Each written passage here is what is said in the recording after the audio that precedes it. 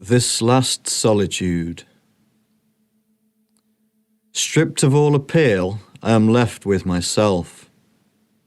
Questions always arise. What purpose do they serve in composition?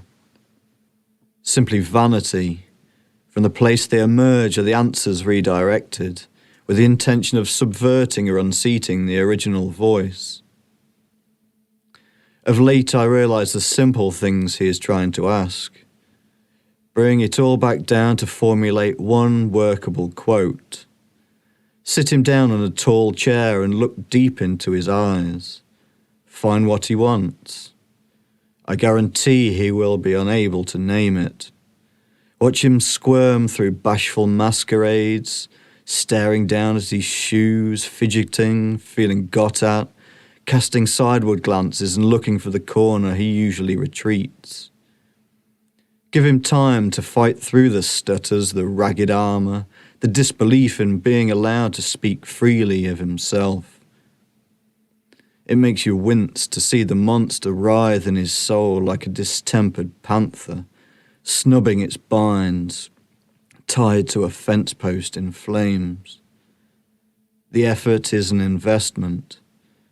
Otherwise, waste your time on something hopeless and not worthwhile. Remember, the cost is offset in some devastating currency. Is it really what all this is for? I shake my head without daring to name it or consider its hellish consumptive extent. We are at once the proprietors, the salesmen, and the customers, all faces condemned in this terrible game. And you can cry your heart out till you realise your heart is empty without them.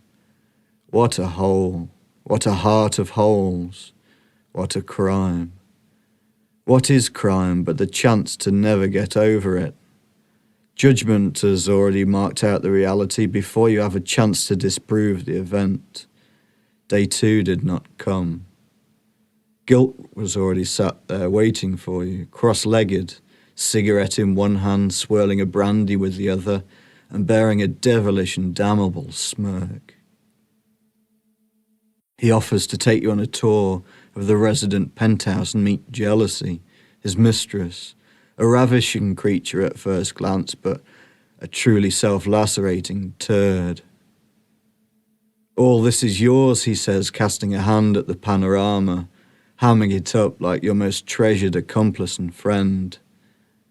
Just let jealousy here foster your desires. Look out into the skyline and believe you can take anything you want.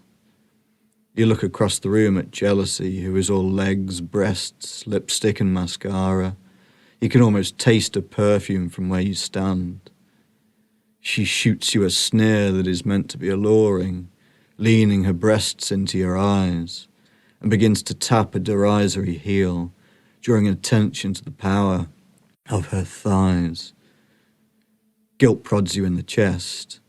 But first we must talk about the price, old sport.